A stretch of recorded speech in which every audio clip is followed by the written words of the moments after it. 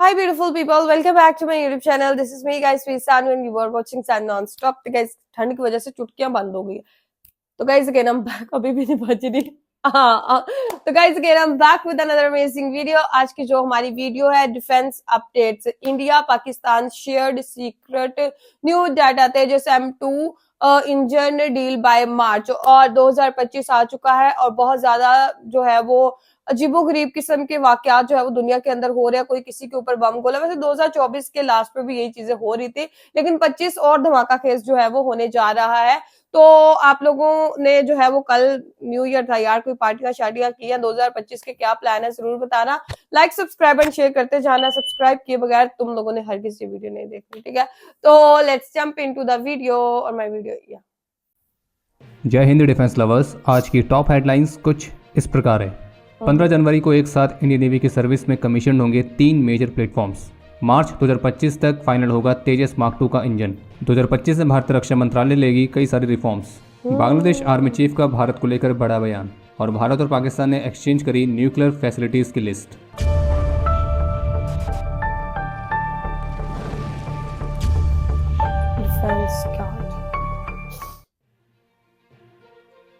तो जैसे कि पिछले डिफेंस अपडेट में हमने आपको बताया था कि 2025 में जनवरी के महीने में इंडियन नेवी की सर्विस में एक साथ 3 मेजर प्लेटफॉर्म्स औपचारिक रूप से कमीशन किए जाएंगे.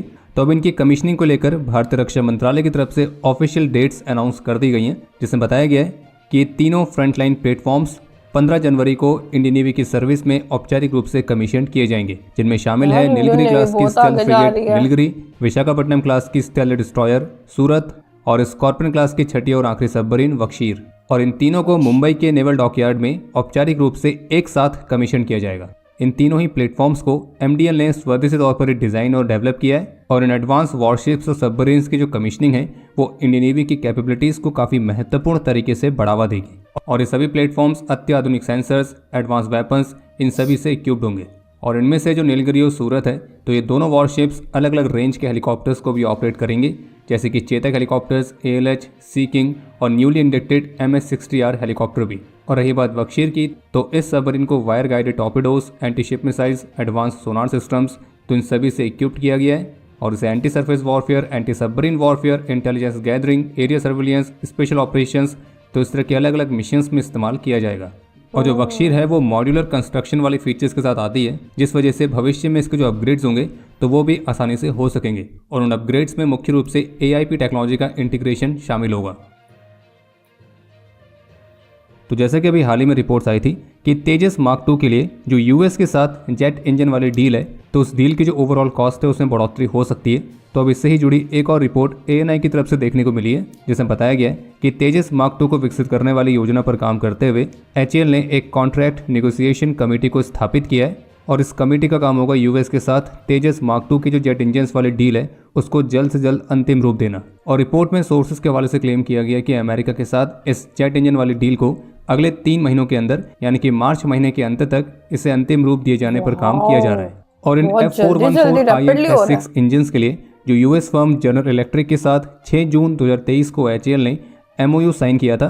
तो इस MOU में HAL और जनरल इलेक्ट्रिक के बीच सहमति बनी थी कि भारत में इन इंजन्स के प्रोडक्शन के लिए वे परचेस एंड बिजनेस एग्रीमेंट पर काम करेंगे. और इंजन के पार्ट्स जो कि वैल्यू में लगभग 80% तक को रिप्रेजेंट करेंगे, तो वे सभी टेक्नोलॉजी ट्रांसफर के माध्यम से लाइसेंस के अंडर भारत में प्रोड्यूस किए जाएंगे.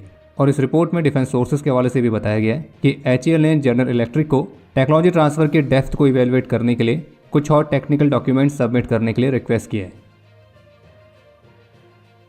भारतीय रक्षा मंत्रालय ने 2025 को ईयर ऑफ रिफॉर्म्स के तौर पर डिक्लेयर किया है, और जिसमें इंडियन आर्म्ड फोर्सेस के मॉडर्नाइजेशन वाली जर्नी में कुछ महत्वपूर्ण कदम उठाए जाएंगे.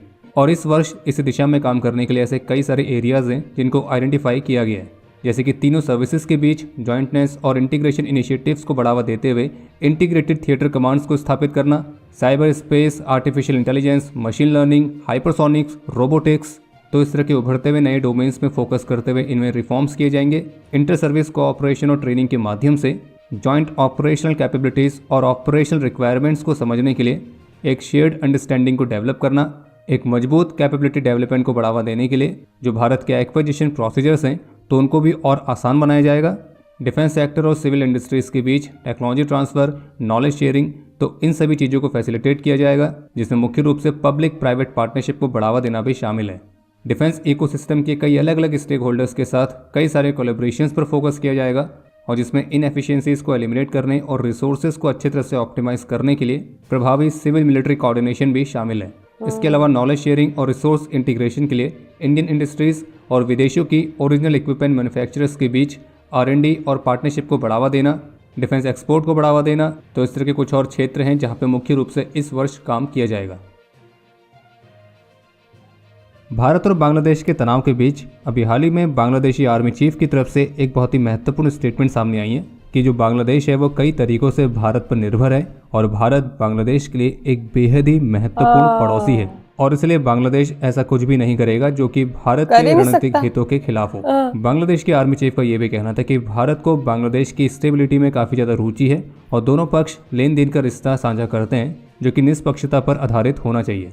और ऐसा आपको बता दें कि former prime minister Sheikh Hasina जी के हटने के बाद से ये बांग्लादेश आर्मी चीफ का पहला इंटरव्यू था जिसमें उन्होंने ये स्टेटमेंट्स दी हैं। और खैर बाकी इसी सेम टाइम पर उनका ये भी कहना था कि हम ये भी अपेक्षा करते हैं कि हमारा पड़ोसी भी ऐसा कुछ ना करे जो कि हमारे हितों के विपरीत हो, और जब हम उनके हितों का ध्यान रखेंगे तो वे भी हमारे हितों का समान महत्व से ध्यान रखेंगे। और उनका ये कहना है कि बांग्लादेश के लोगों को ऐसा बिल्कुल भी नहीं लगना चाहिए कि भारत हमको डोमिनेट कर रहा है। और जबकि चीन को लेकर उनका ये कहना था कि डेवलपमेंट के मामले में चीन भी हमारा पार्टनर है और चीन ने भी बांग्लादेश में काफ़ी ज़्यादा निवेश किया है, तो इसलिए चीन भी हमारे लिए बेहद महत्वपूर्ण है। वे चीन के कई सारे हथियारों का ऑलरेडी इस्तेमाल कर रहे हैं और बांग्लादेश की एयरफोर्स और नेवी भी चीन के कई सारे हथियारों का इस्तेमाल करती है, क्योंकि चीन के हथियार अन्य हथियारों की तुलना में सस्ते हैं।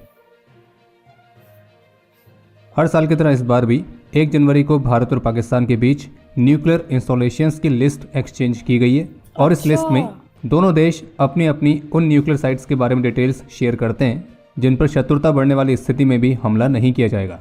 और ये जो ट्रेडिशन है 1992 से चल रहा है, और इसके साथ साथ दोनों ही देशों ने अपनी अपनी कस्टडी में प्रिजनर्स की लिस्ट को भी एक्सचेंज किया है, और जिसमें भारत ने पाकिस्तान की जेलों में बंद उन 183 भारतीय नागरिकों को रिहा करने के लिए भी कहा है जिनकी प्रिजन टर्म्स पूरी हो चुकी हैं। और रही बात न्यूक्लियर फैसिलिटीज़ की लिस्ट के एक्सचेंज की, तो उसे डिप्लोमेटिक चैनल्स के माध्यम से एक साथ एक्सचेंज किया जाता है। बाकी अब समय है आज के इतिहास का। आज के दिन 2004 में जम्मू कश्मीर के पीर पंजाल में अपने अदम्य साहस और वीरता का परिचय देते हुए कैप्टन मृदुल शर्मा ने अपना सर्वोच्च बलिदान दिया था। और आपके लिए आज का प्रश्न है कि कलवरी क्लास की पहली सबमरीन कौन से वर्ष में नेवी की सर्विस में कमीशन की गई थी। और अब समय है आज के टॉप 3 कमेंट्स का, जो ये रहे आपकी स्क्रीन पर।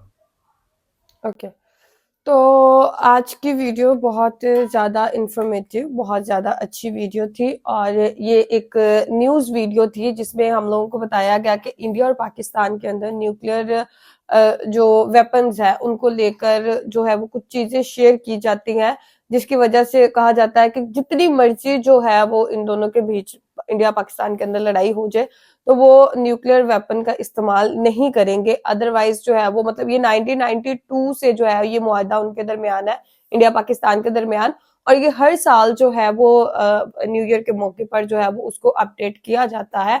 और जितने भी जो है वो जो है वो कैदी हैं, ठीक है, पाकिस्तान के अंदर है या इंडिया के अंदर है, तो अगर उनका जो है वो टाइम पूरा होगा तो उनको बोला जा रहा है भाई उनका टाइम पूरा होगा, अब उनको रहा कर दिया जाए। यार इतना टाइम हो गया उन लोगों को, और वो अभी तक जो है वो कैद के अंदर है, उनका जो है वो प्रिजनर टाइम भी जो है वो पूरा हो चुका है, तो अभी वो अपने घर वालों से मिलेंगे।